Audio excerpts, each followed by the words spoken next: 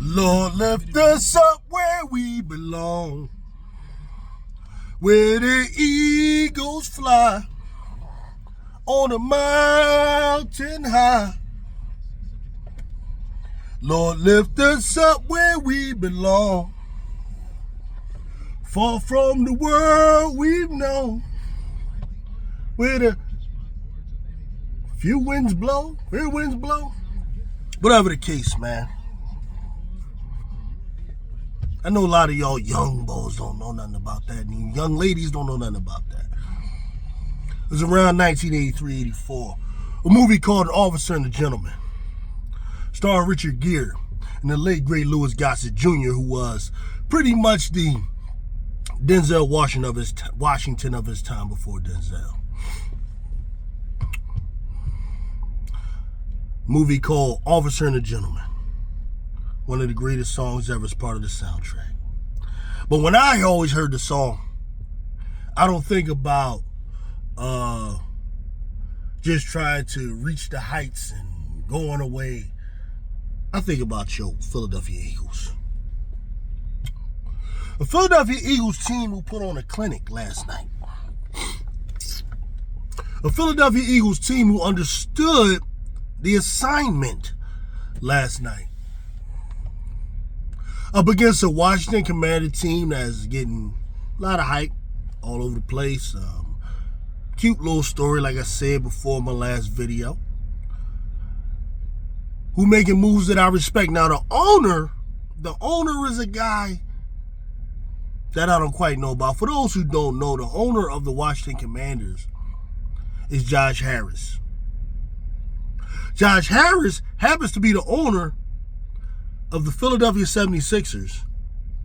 And also, I believe, either New York Islanders or Jersey Devils, one of them damn teams. So, on one hand, he's an owner of a franchise in the city. But he's also a rival of both the Eagles, as he owns the Washington, and of the Flyers, as he owns one of them damn hockey teams in the division. So this dude is all over the place. Now, the one thing that I give him credit for, Josh, y'all need to thank Josh Harris for trading with us draft night and allowing us to grab Guantanamo Bay's own Quinyon Mitchell. That's what they call him, Guantanamo Bay. I'm not there yet, right? Because number one, I didn't come up with the name, number one. And I don't always jump on names people get. And number two, I like to let a rookie get a whole rookie season. You know, so far he's starting off very impressively and is a major part of what happened last night with the young bull. Now, Jayden Daniels. Listen, I'm not going to crap on Jayden Daniels, man. I think what happened with Jayden Daniels is a combination of a number of things. Number one, he faced a mastermind defensive coordinator who has over 30 years of experience in play calling defenses. A defensive coordinator who has been impressive against the likes of Cam Newton. You understand that when Cam Newton was in the Super Bowl during that 2013 year, in the Super Bowl against the Denver Broncos, the guy he faced, the mind he faced was Vic Fangio. We saw how he made Cam look during his MVP run. Vic Fangio's defense started to take on, and many tried to model after it as a result of the effectiveness they saw that it had against the early Patrick Mahomes when he was young. And against other quarterbacks. Fangio put on a masterclass last night. The right looks to confuse a young mind. It's not to say Jayden Daniels can't read defenses. It's not to say he can't do this. But when you're a rookie who has only played 8, 9 games, 10 games, whatever he's played, it's impossible for you to have seen everything, every combination of things. For years, this is what I've always wanted the Eagles to have. and that is a defensive coordinator that can at least confuse a rookie. Previously, people were telling me Jonathan Gannon was good. People were telling me these other guys were good. No. Jonathan Gannon would go up against quarterbacks like the guy that the Commanders had last year, Howell, or whatever his name was, and get lit up. Now, see, my thing was, if you want to get lit up by Patrick Mahomes, whatever. If you want to get lit up by Josh Allen, whatever. Joe Burrow, whatever. But previously, these guys would get lit up by Howes and Derek Carrs and like middling type of quarterbacks, you know, and guys like that. You could just come in and just light these dudes up.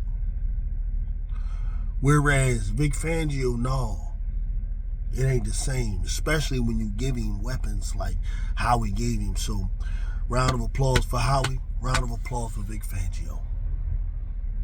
The defense right now is like the most impressive part of the team, probably because it's the biggest surprise.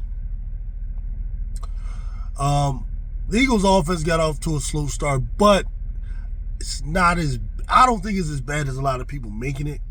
You know, you have to consider the fact that the offense was moving the ball from Jump Street. We were moving the ball. Pretty much every time the offense was able to get into scoring position. Despite, you know, some bad calls of flea flicker, which was stupid, from the 35-yard line or whatever. Despite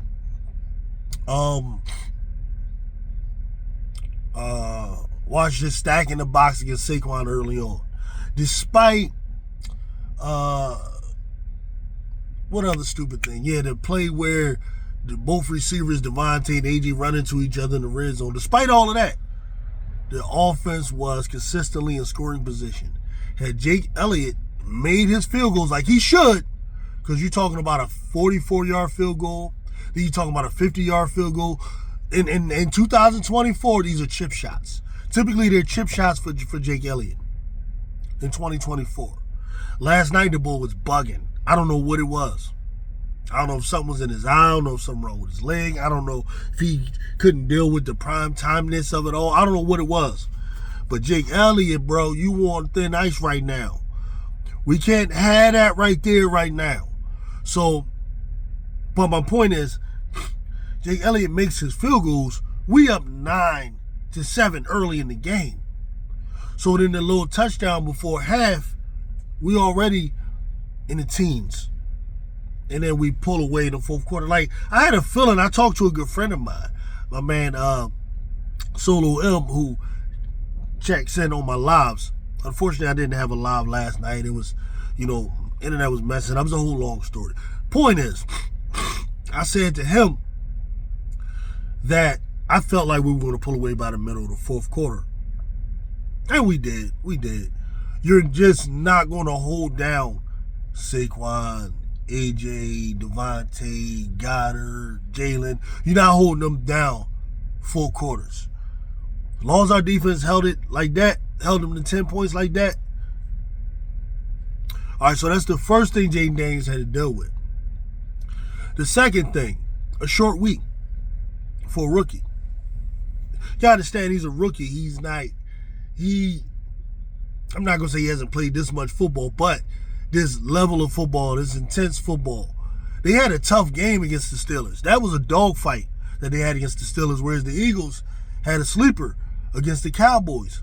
And then you got to turn around and play Thursday. Now, a lot of people felt like Washington would want some get back, so they'd take it out on the Eagles, but are they really ready to do that yet? As young as they are, where they are in their program, they're building. The Eagles are like in year 3, 4 of what they're building, this iteration of what they're building. So I'm not surprised by what happened.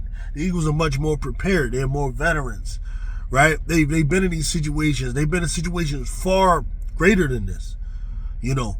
So I'm not surprised by what happened. I'm glad Nick Sirianni respected Washington, and he didn't go out there doing no dumb shit that was going to mess the game up. All those calls were good. The decisions to kick field goals were good. Jake Elliott got to make that. He ain't go for no unnecessary fourth downs, none of that. it showed that you could play traditional, intelligent, conventional football and win a game handily. This was proven, and hopefully Nick Sirianni understands that. Conventional wisdom exists for a reason. There's a reason conventional wisdom exists. Conventional wisdom is the collective knowledge and understanding gathered by consensus or by the majority who have done a particular thing over a period of time, sustained period of time. And that way has become to be known as the standard method of doing things. And when one acts outside of those things, they look strange. Right? That's what we're talking about, conventional wisdom. That's taking the 3 points. Right? That's not going for stupid fourth downs. Right? That's running and passing, mixing it. Not trying to do too much. And that's what I saw last night. And for that reason, I give Nick Sirianni a lot of credit for that, because I think he had to work against his instincts, which is probably to go for it, be aggressive, this and that. But he played conventional football, and that was good.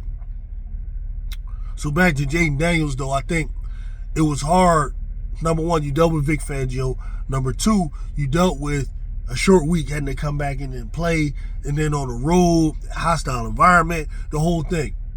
And then the third thing is, he might not be 100%. I think the ribs might still be a little tender. Now, they had to have, healed a lot more since he first got him, and I'm not offering an excuse here, but I'm just saying, it is what it is. He might still have that. He's working with a little bit. And then also,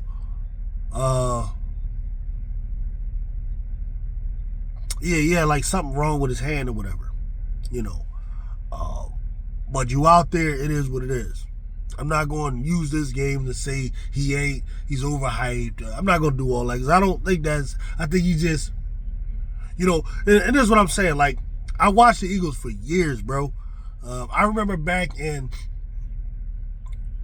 it was early 90s or mid-90s, early or mid-90s. Early 90s, because you're talking to Ray Rhodes years. The problem with Ray Rhodes' time was he didn't have a quarterback. And now, until he discovered he had a quarterback, he believed he had a quarterback that they drafted from Ohio State named Bobby Hoying.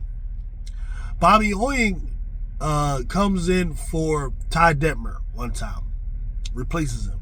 And Bobby Hoying goes on this little stretch of like 2-3 games. I forget how many it was. One, I believe, was against the Bengals where he went crazy. Another game was against the Jets where he went crazy. Went at it with the legend Boomer Esiason. Like, they put up 300 yards, 40. So the Eagles thought they had him a quarterback. And then what happened? The moment he went up, then he goes up against the NFC East. He went up against the Washington Redskins at the time and got exposed. They had those corners like Chris Dishman, one of my favorite cornerbacks of all time, and other players like that who exposed him. And something similar like that happened to Jayden Daniels. Like, he was playing those other teams. Now you're playing the NFC East. This is where it gets real. Eagles now seeing you as a threat. So you got to be ready for that right there. And that's what it's going to be. We that team that them and Giants, whenever they decide to stick their head up there, that they got to get over the hump with. They're not on the Eagles level right now. It just is what it is. Now, some are going to say, we got a super team, blah, blah, blah. Oh, well, you got to beat this super team, man. If that's what you want to call it. You know what I mean? We was just trash a minute ago. Now we're a super team. Like, it's amazing when you really think about it. Like, if we were a super team, then you shouldn't have been jumping on us when we were 2-2. You should have been saying, well, this super team is going to work it out. Like, if you weren't saying that, I don't want to hear that from you right now. That's the way that works. So, the Eagles went out there, 26-10 to me. That little 7 points at the end was some bullshit. The little 8 points, whatever. That was straight belt to ass. It was a good, valiant effort, first 3 quarters. And then reality set in. They were getting tenderized all game until finally at the end of the game, they broke like a levee. And y'all better put some respect on the Eagles' name, especially that defense. Yeah. Because Because you know the offense already, y'all. Now with defense, ooh. Jalen Carter. Jalen Carter. Honestly was the best player on the defense. I know it looked like Zach Bond had all the tackles, and Zach Bond is an animal. We need to sign him for the next 5 years. Pay that man. And Kobe Dean. I'm so glad to see them Georgia boys doing their thing. Jordan Davis played well. Nolan Smith got him another sack. Yay. Georgia North is in effect. And don't forget that boy from Toledo. In my opinion, Jalen Carter is the best player on the defense. Then Quinyon Mitchell is the second best player on the defense. Yeah. So, belt to ass, man. Belt to ass. That's what that was. We got a nice little time off right now, week and a half. I can't wait. Go Eagles.